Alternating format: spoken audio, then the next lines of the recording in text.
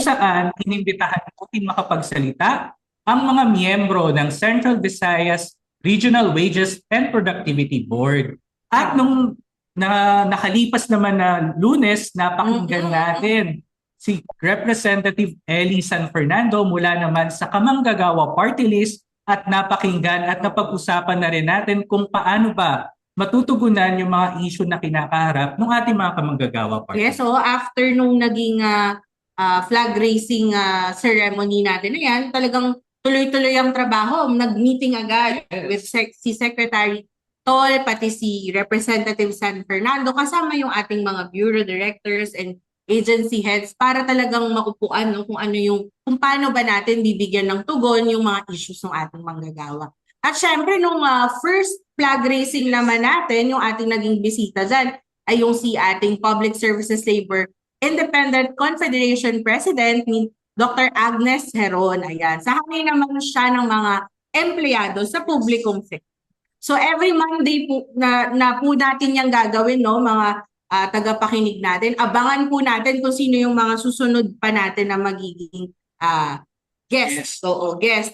Kung ano pa yung mga issues na ilalahad nila sa atin. At syempre, yan naman po ay tutugunan ng DOLE, syempre sa pamumuno yan ni Secretary Tolentino. At partner, nais din nating batiin ang napakasipag natin ng Media Relations Head, si Sir Denver Trinidad mula sa Office of the Secretary. Sir, good morning po.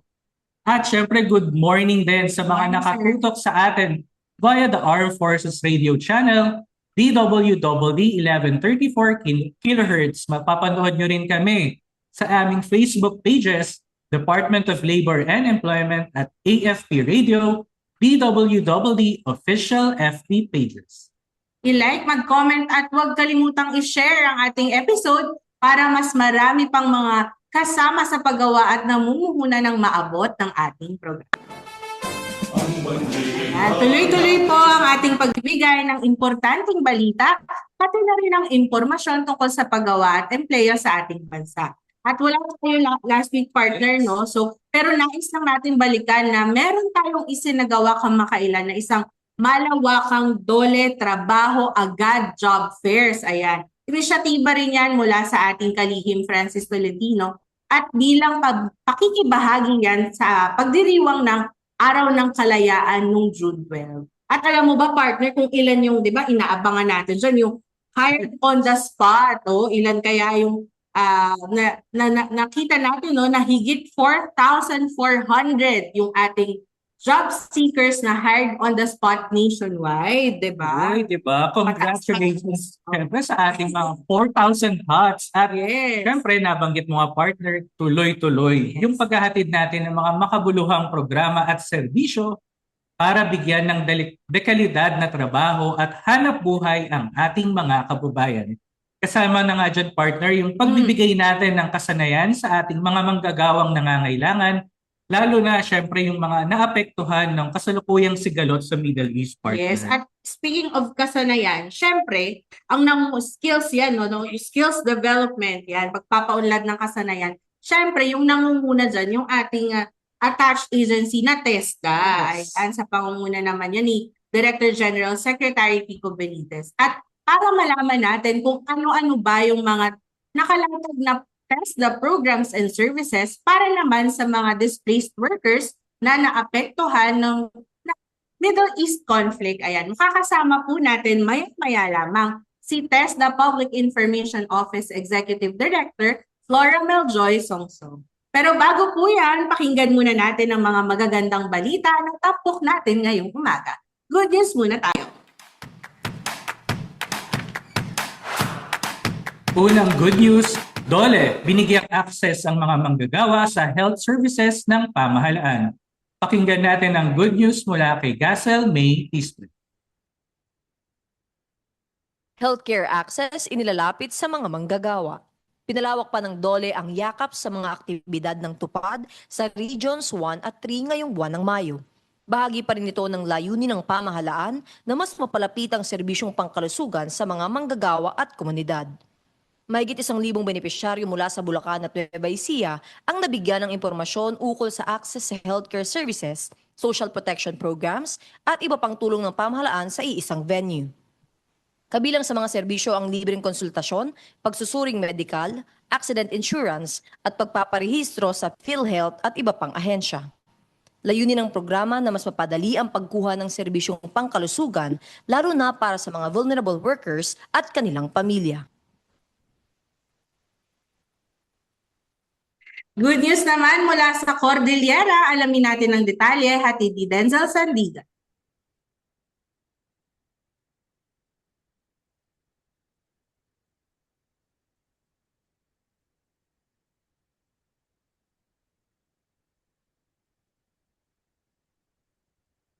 Ipinagkaloob sa 30 magsasaka sa Ifugao.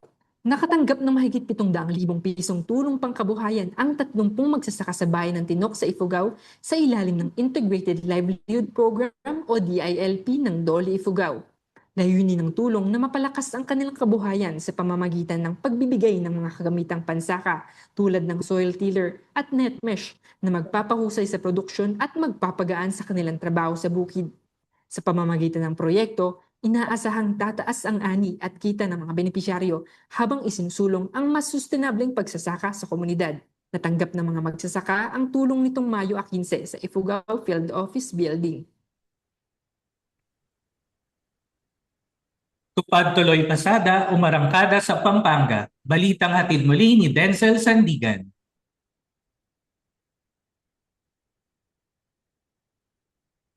Ang 38 jeepney driver sa Pampanga tinulungan ng Tupad tuloy pasada. Nakatanggap ng pansamantalang trabaho ang mahigit 700 jeepney drivers sa Pampanga sa ilalim ng Tupad Tuloy Pasada program ng Dole. Katuwang ang lokal na pamahalaan ng Angeles City at Peso. Layunin ng programa na magbigay ng agarang kita sa mga tsuper habang sinusuportahan ang tuloy-tuloy na biyahe ng pampublikong transportasyon sa mga rutang San Fernando to Angeles at kalapit na lugar. Ito ay sa gitna pa rin ng patuloy na pagtaas ng presyo ng gasolina. Sa loob ng 31 araw na trabaho, makakatanggap ang bawat benepisyaryo ng 18,000 piso bilang kabayaran sa kanilang serbisyo, habang sinigurong may insurance, kagamitan at iba pang benepisyo ang implementasyon ng programa. Ayon sa mga benepisyaryo, malaking ginhawa ang tulong dahil sa pagtaas ng gasto sa diesel na patuloy na bumabawas sa kanilang kita sa araw-araw na pamamasada. Tulong naman para sa mga magulang ng profiled child laborers sa balita ni John Lay Ordonez. Fishing boat, sandog ng Dole sa mga magulang ng child laborers. Nakatanggap ng livelihood assistance na nagkakahalaga ng mahigit 1.6 million pesos ang 21 benepisyaryo sa Cardona, Rizal mula sa Dole sa pamamagitan ng pamamahagi ng mga bangkang pangisda. Kabilang sa mga benepisyaryo ang mga magulang at guardians ng mga na-profile na child laborers at isang dating person deprived of liberty. Layon ng programa na bigyan ng mas matatag na kabuhayan ang mga pamilya at maiwasan ang pagpasok ng mga bata sa delikadong pagtrabaho. Ayon sa Dole, inaasahang magbibigay ang mga bangka ng mas tuloy-tuloy na kita sa pangingisda upang masuportahan ang araw-araw na pangangailangan ng mga pamilya, lalo na ang pag-aaral ng kanilang mga anak. Para sa mga benepisyaryo, ang tulong ay hindi lamang dagdag kita, kundi pagkakataon upang mapanatili sa paaralan ang kanilang mga anak at mabawasan ang pagpasok ng child labor sa kanilang komunidad. Isa pang good news mula naman sa Caraga Region, mula pa rin kay John Lay Ordonez. Access sa employment sa Dinagat Island layong palawigin ng trabaho.com. Mas pinalawak ang access sa trabaho at pagsasanay para sa mga dinagatnon matapos lagdaan ng isang Memorandum of Agreement sa ilalim ng Trabaho sa Komunidad o Trabaho.com program ng Dole at partner agencies nito. Layunin ng programa na maghatid ng community-based employment, technical vocational training, competency assessment, job facilitation, at livelihood assistance para sa mga manggagawa at naghahanap ng trabaho sa lalawigan. Sa ilalim ng kasunduan, tutulungan ng Dole ang mga benepisyaryo na makapasok sa tupad para sa pansamantalang trabaho habang bibigyan din ng livelihood starter kits ang mga nais magtayo ng sariling kabuhayan sa pamamagitan ng DILP. Mahalaga rin ang papel ng TESDA sa pagbibigay ng skills training at competency assessment habang ang DPWH ay tutulong sa pagbubukas ng job opportunities sa mga infrastructure projects sa lalawigan. Pangungunahan naman ng Provincial PESO ang profiling at job matching para matiyak na mas maraming lokal na residente ang direkta makikinabang sa mga oportunidad. At yan po ang good news na tampok natin ngayong umaga. Susunod na po ang ating panayam kay TESDA Public Information Office Executive Director Flora Meljoy Songsong. Patapos po yan ng ilang mga paalala. Oras po natin, 17 minuto makalipas ang 11:00 ng umaga.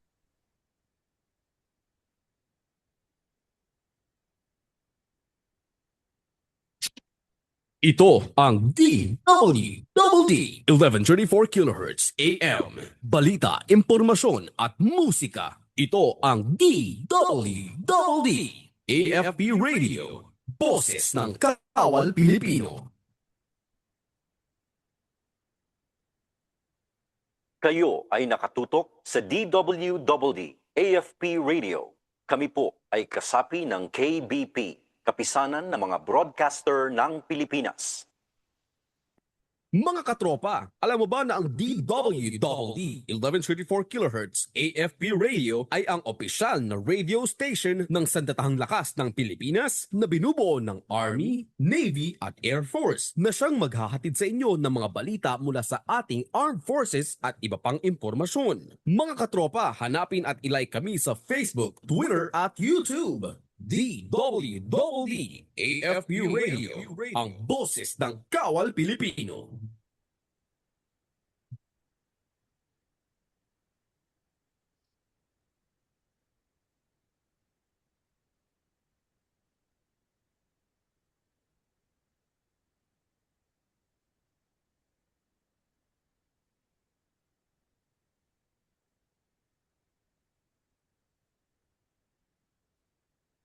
My name is Christina Rodriguez. So I am 49 years old and I've graduated ng Mechanical Engineering Production and Technology sa TUP way back 1996. And nakatira ako sa Imus, Cavite. And I'm also a full-time mom, a single mom. Nung bata pa lang ako, siguro tahimik and most of the time observer. And then lagi akong katulong ng uncle ko kasi mahilig akong magkalikot. So nagiging assistant niya ako, tagakuha ng martilyo, screwdriver. Nakilala ko yung TESDA nung way back 2000. Nakita ko sa news na nag-feature Women's Month din yung time na yun. Na pinakita nila yung unang-unang babae na nagtuturo ng welding sa TESDA.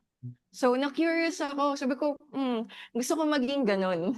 Gusto ko maging katulad niya. Gusto ko yung kakaiba. Yung hindi pa nagagawa ng ibang babae.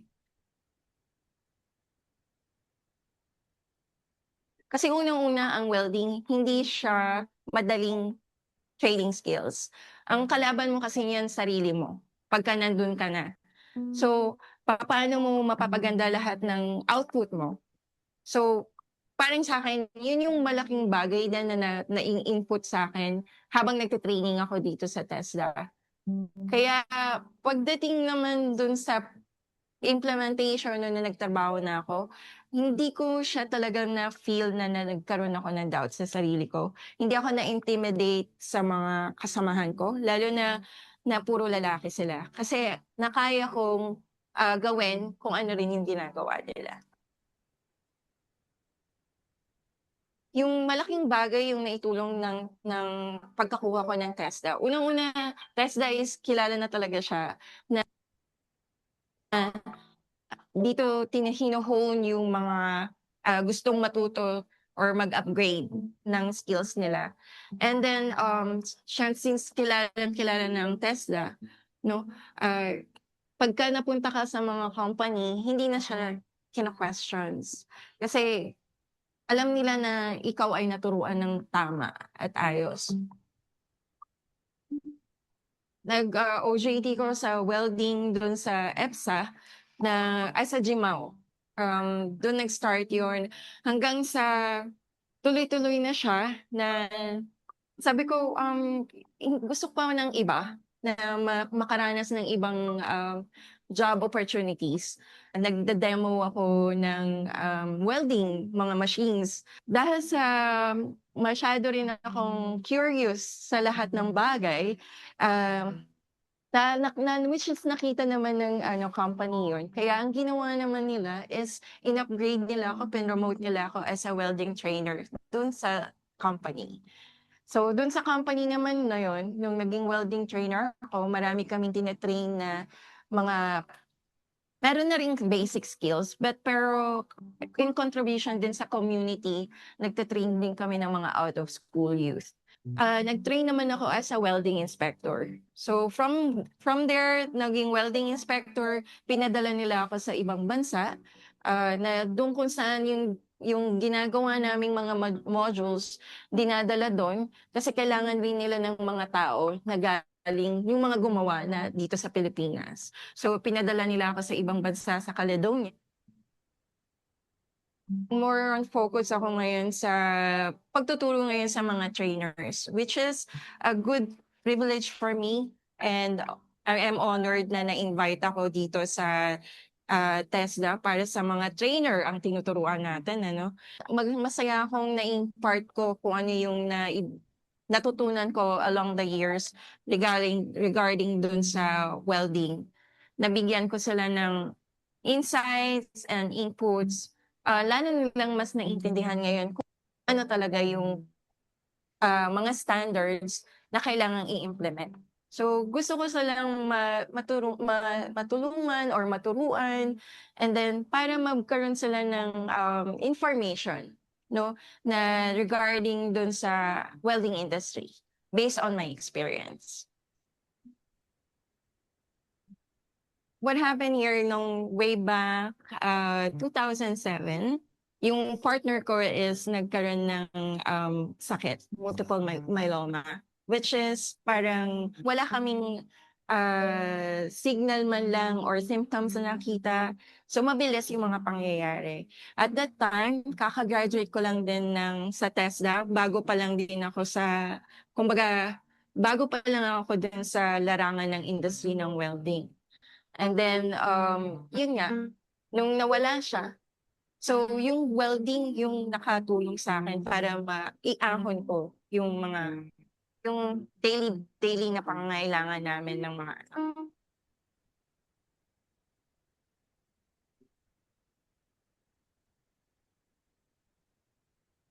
ang loob natin. And then, syempre, non-stop learning. Maging curious tayo. Huwag kang mahiyang magtanong. Lagi tayong, lalo na makipag-build tayo ng relationship sa mga kasamahan natin, ng mga estudyante, and also the trainer. Kasi marami silang pwedeng idulot sa'yo or ibigay sa'yo na payo. Huwag kang madadiscourage kung okay lang na magkaroon ka ng mistakes, pero kailangan continuous pa rin. Kumbaga, gawin mo siyang positive na na babangon pa rin ako.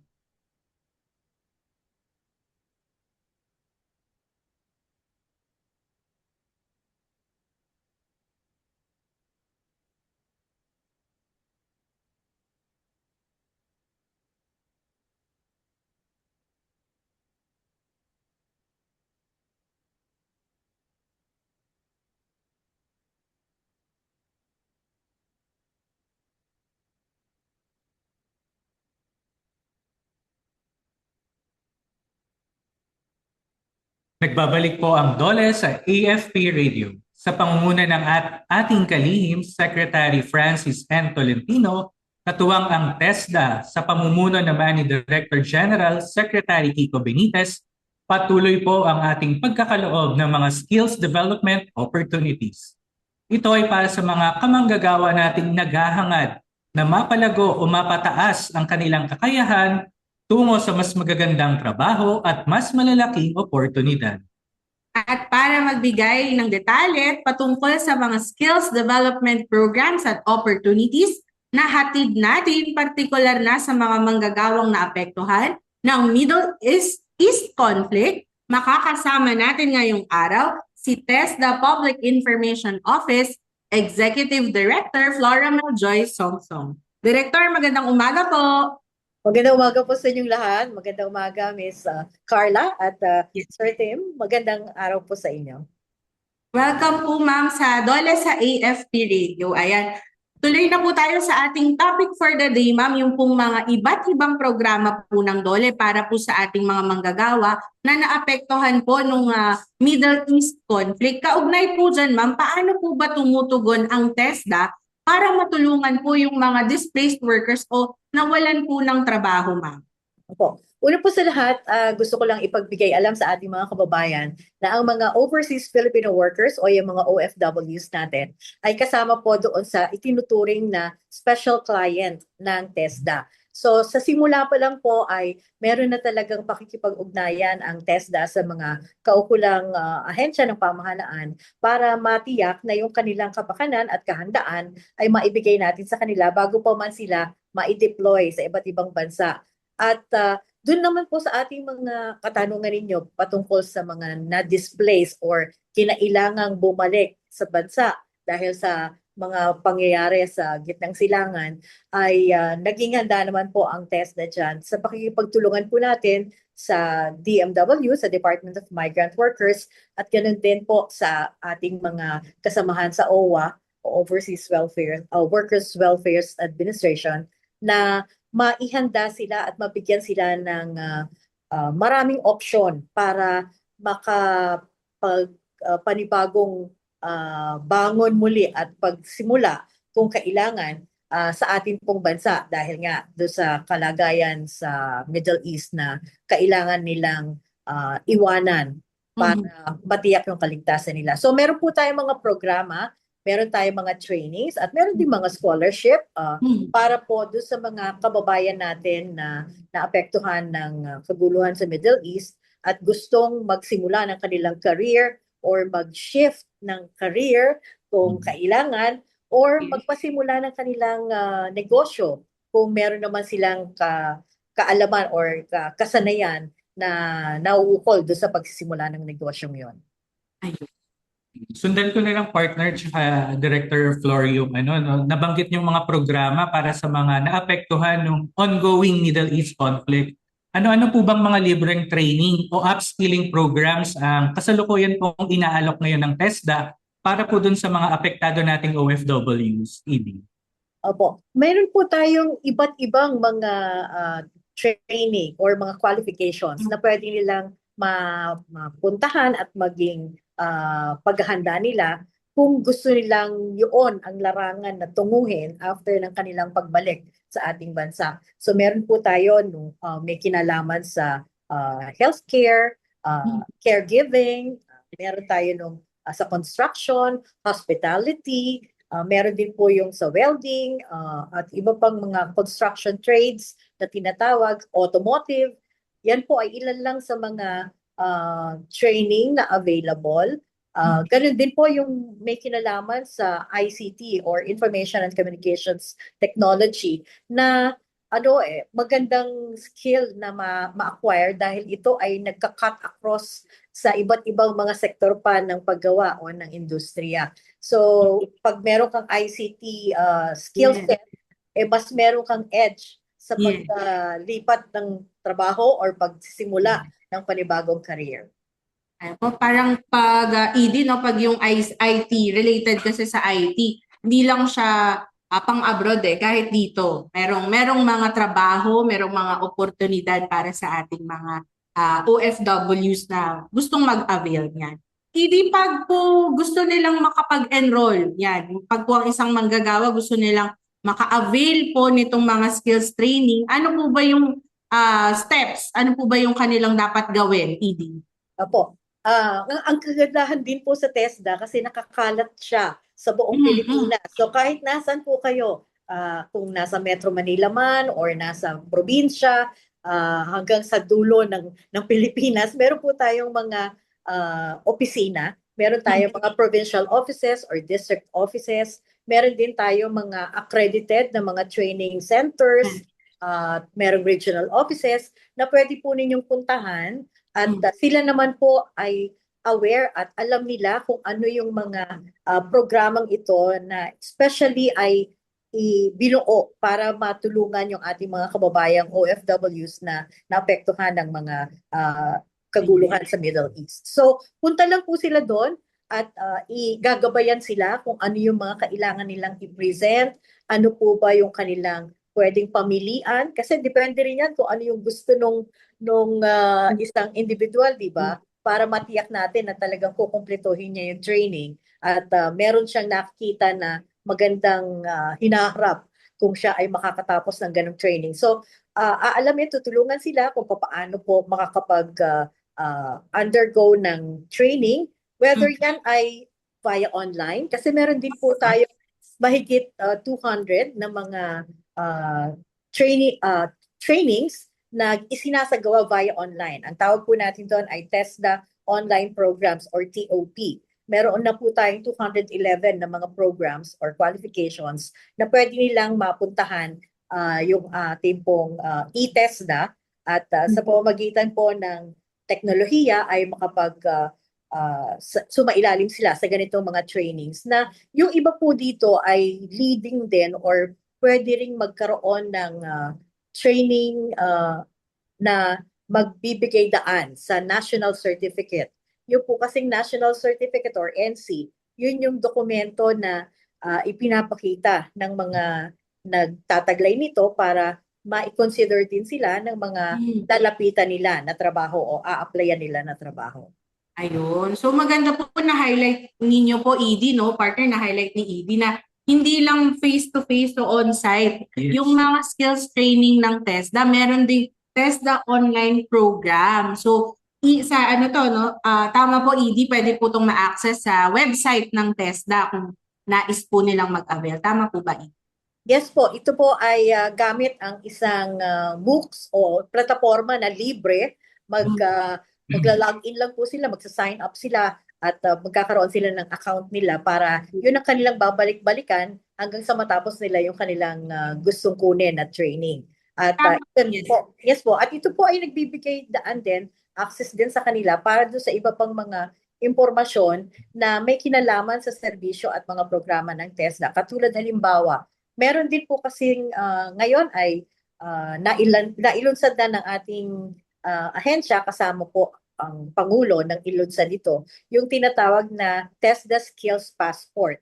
Ito po ay isang app din na pwede nilang i-download at bukod po doon sa pwede nilang i-upload dito yung mga national certificate na nila para kung mag-a-apply sila ng trabaho, hindi na nila kailangang bit-bitin pa yung actual o yung physical copy.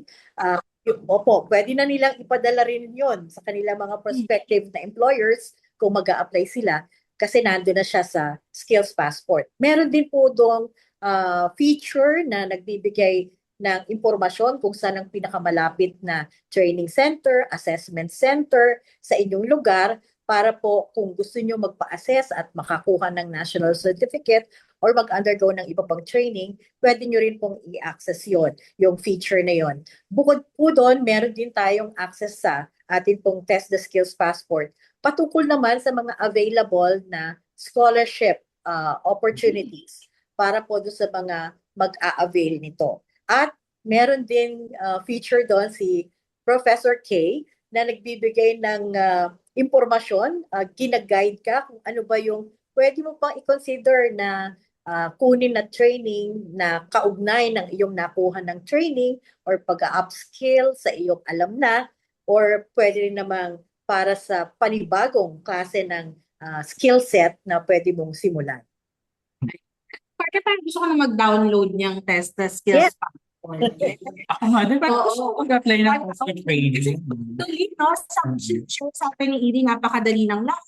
Pinapadali natin, no, para sa mga manggagawa kung paano sila makakagain ng more training, more skills, At syempre para mas madali din nilang maipresent dun sa kanilang mga prospective employers yung kanilang mga applyan. So magda-download ako niyan mamaya, ED. Patuloy. Yes po, and ito rin kasing skills passport ay binuo natin, dinevelop natin dahil gusto rin nating mabigyan ng kaukulang agapay yung ating mga freelancers, yung mga may skill naman, hindi naman employed. So pagka in-upload mo doon yung iyong qualification, yung iyong kakayanan, may access din po doon yung mga employers na iba o yung mga naghahanap halimbawa ng tubero or naghahanap Yes. electrician nila or aayusin yung kanilang mga kailangang ayusin sa bahay. Pwede po nilang i-access yon kasi meron sila dong yung isang perspective na nangangailangan ng skilled worker ay makikita niya kung saan ba, sino ba yung malapit sa lugar niya para pwede niyang kontakin at yun ang kanyang i-hire para gawin yung kailangang tapusin na trabaho. So hindi lang pala yung manggagawa yung pwedeng makaka-benefit dun sa skills passport, pati yung mga naghahanap ng mga manggagawa. Ayan. Kung ikaw ay naghahanap ng tubero, pwede kang maghanap. Maghanap lang sa e-passport. Yes, skills passport. At patunay nga dyan yung dahil nga sa mga nabanggit ni Edie, talagang mas pinabibilis at mas dumarami natin yung ating platforms para mas maging accessible sa bawat kababayan natin yung mga programa at serbisyo, lalong-lalo na ng TESDA. Yes. At ang susunod na katanungan naman, Edie, since nabanggit niyo po kanina na ilan sa mga trainings na ibinibigay natin ay nakafocus sa healthcare, sa construction at ICT, ano pa po bang mga sektor o industriya yung tinututukan ngayon ng TESDA sa pagbibigay pa rin po ng training, Edie? Opo. Sumusunod naman po kasi ang TESDA doon sa na itinakda at na-identify na mga priority sectors. Halimbawa, agrikultura, ang turismo, construction, yan po. Ilan lang po yan sa mga binibigyan ng pansin at pinagtutuunan din ng kaukulang resources ng TESDA pagdating naman doon sa mga paghahanda kung ano yung kailangang training, halimbawa sa isang particular na area, isang probinsya. Nagsasagawa po tayo noong sa TEHIA na tinatawag na area-based and demand-driven na strategy. Inaalam po natin ano ba yung mga industriya na nando sa lugar na yon, ano ang mga pangangailangan niyan, ano yung klase ng sektor na pwedeng tumanggap ng mga magiging graduate ng ating training. At para po matiyak din na hindi nasasayang yung ating resources na inilalaan ng pamahalaan sa pagsasagawa ng mga trainings. Kasi nakatitiyak tayo na kung ano yung training na ibinibigay natin at yung scholarship na ipino-provide natin ay merong magandang tinutungo. At yon ay yung employment or yung kanilang pagsisimula ng sarili nilang negosyo. Kasi meron din naman pong aspeto ng entrepreneurship na ipinapasok natin do sa mga training programs na dinideliver or ini-implement ng TESDA. So depende kung ano yung pangangailangan doon sa lugar, kung saan magte-training, ayan, doon naka-focus yung ating mga programa sa tailor fit siya, no, partners. Yes. Edie, babalik lang din po ako sa training kasi interesado tayo. Yes. Opo. Edie, gaano po ba katagal yung mga training program ng TESDA at meron po ba yan? Ito, question to ng ating mga netizens talaga. Ayan. May kasama po bang allowance o any tulong na financial po habang nag-aaral po yung ating mga mag-a-avail ng mga skills training po sa TESDA? Opo. Yung po unang tanong ninyo kung gaano kahaba ang mga training, nag-iiba-iba po yan. Depende sa qualification. Meron tayong as short as 100 hours or meron din namang 3 buwan at mahigit pa. Depende doon sa klase ng qualification or ng training na kailangan mong tapusin. At doon naman sa tanong po ninyo kung meron bang maibibigay o binibigay na allowance, yung pong ating mga scholarship programs ay meron din pong kasama na training fund or support fund. Meron siyang binibigay na 160 pesos per day na allowance. Bukod pa doon sa internet allowance or yung mga ganun po na pangailangan naman para do sa kanilang pag-undergo ng training. So mag-avail na sila ng scholarship from TESDA para talagang meron din silang allowance, no, yung ating mga beneficiaries. Training na yan.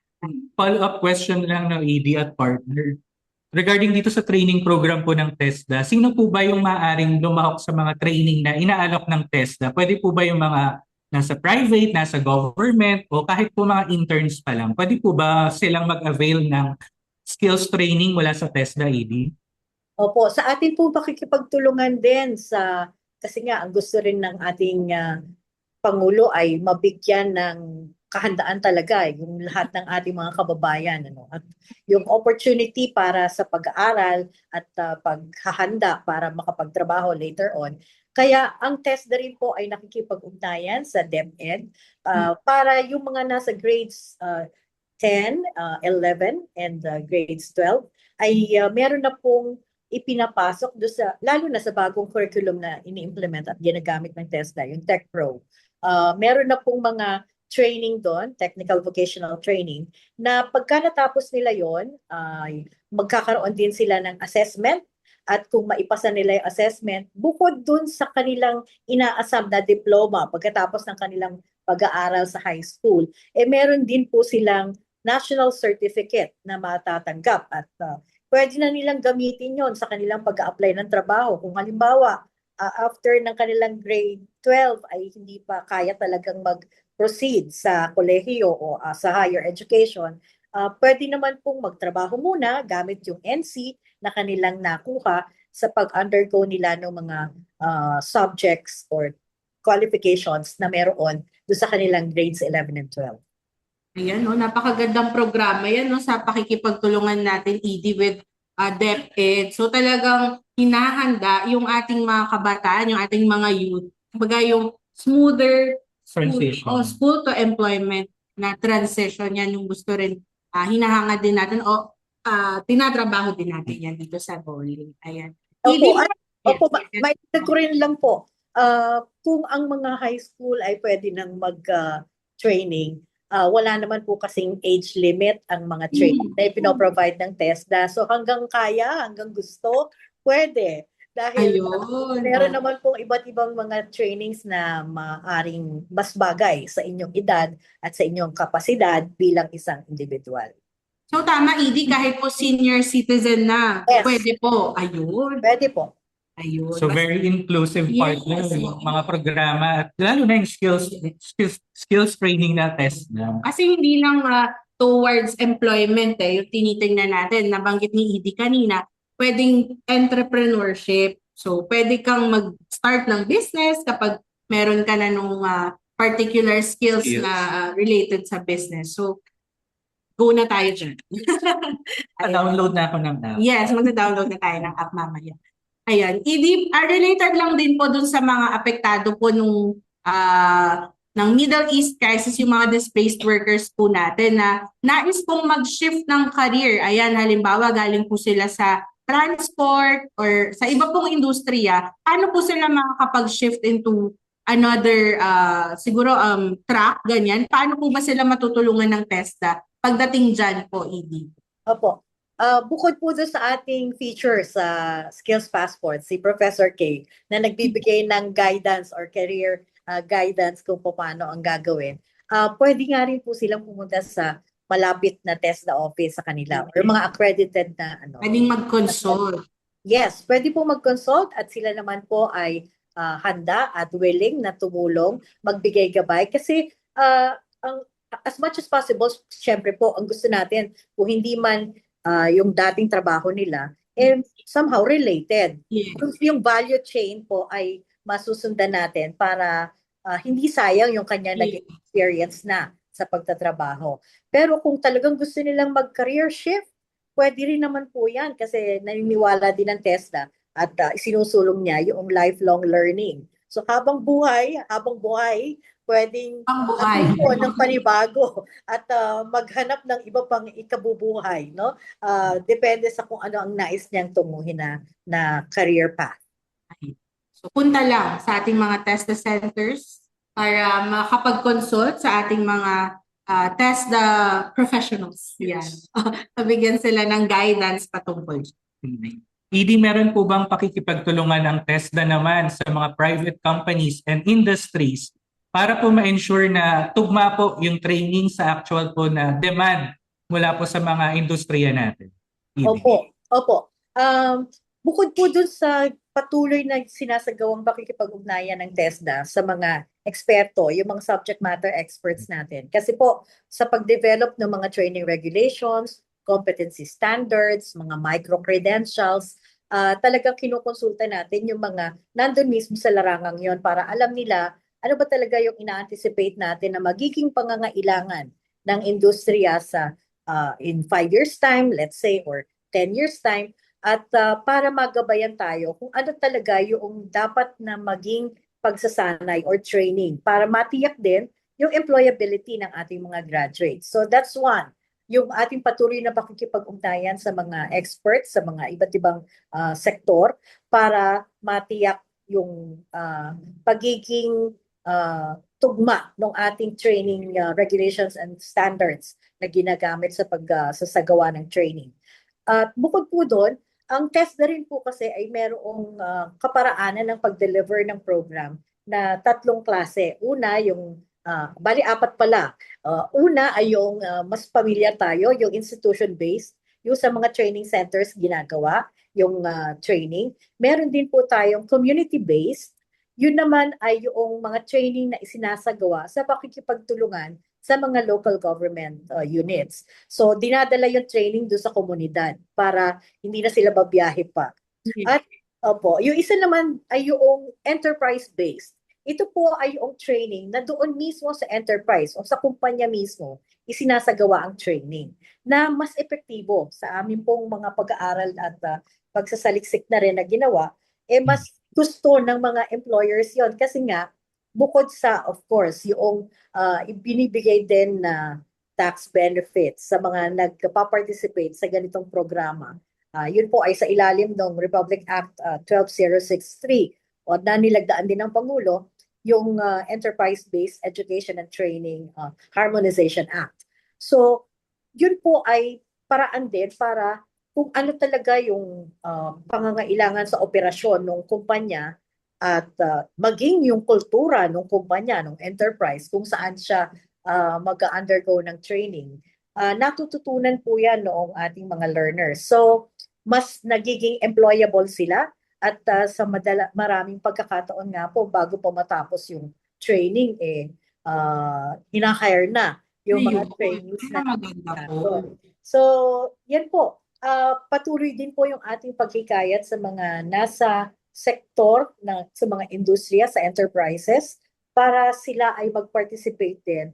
At para doon sa pag-upskill din ng kanilang mga existing workers, meron din po tayong programa para doon para naman hindi forever ay nandun sa kung ano yung entry level niya nung siya ay nag-apply, doon na siya forever. Hindi po ganon. Para meron din namang promotion na inaasam at pwedeng tanggapin yung ating mga manggagawa sa pamamagitan ng mga upskilling programs din na pwedeng isagawa o i-implement ng mga pribadong kumpanya sa pakikipagtulungan po sa TESDA.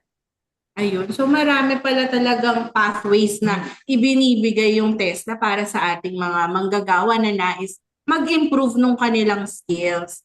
And maganda rin po ED yung na-share nyo po na meron din po tayong strategy na involving yung ating mga trainees ay nandoon na mismo sa enterprise, sa kumpanya, kumbaga immersed na sila. Yung kanilang experience at yung kanina nasabi ni Edie, yung pati yung culture na tututunan na nila. Which is napakagandang training ground, lalo na dun sa mga fresh grad, yung mga kakapasok pa lang sa ating workforce. Yung upskilling programs naman talaga, ang goal niya is matuto ng bago. Yes. At magkaroon pa ng further enhancement doon sa existing na skill na meron yung ating mga kababayan. Sige, talagang isi-share ko yan sa mga kakilala. Naka-graduate lang. Mag-avail sila ng mga programa ng TESDA. At ayun po, Edie, sa pagkakataon po na ito, nais lang po namin hingi ng inyong mensahe o paanyaya na rin po sa mga nakikinig po ngayon na hindi lang po yung mga apektado ng krisis o pati na rin po yung mga naghahanap ng bagong oportunidad or Mag-shift ng oo, career. mag-shift ng career at mag-upskill lang nung kanilang current na kasanayan. Ayan. So, go ahead po, Edie. Opo, una po sa lahat, maraming salamat sa DOLE, sa AFP Radio, sa pagkakataon po para maiparating sa ating mga kababayan ang iba't ibang mga programa at serbisyo na ipinagkakaloob ng pamahalaan sa pamamagitan po ng TESDA. At ang mga programa naman pong ito at mga serbisyong ito ay alinsunod pa rin sa kautusan at naisin, mithiin ng ating Pangulo, Pangulong Bongbong Marcos, na sana daw sa kanyang pagtatapos ng kanyang termino, bawat sambahayan Pilipino ay merong either nakapagtapos ng kolehiyo or nakapagtapos sa TESDA. Kasi nga, ang TESDA po ay, ang description nga namin doon, it's the shortest runway to employment. Pinakamaiksing paraan, pinakamabilis na paraan para magkaroon ng trabaho. At meron din naman po mga kaukulang mga programa katulad ng scholarship na ipinagkakaloob sa pamamagitan po ng mga programa ng TESDA. Kaya wag po natin itong palampasin. Nasaan man kayong kalagayan ng estado ng buhay, whether kayo ay nag-aaral pa or tapos ng mag-aral, nagtatrabaho na o naghahanap pa ng trabaho, meron po programa at serbisyong nakalaan para sa inyo.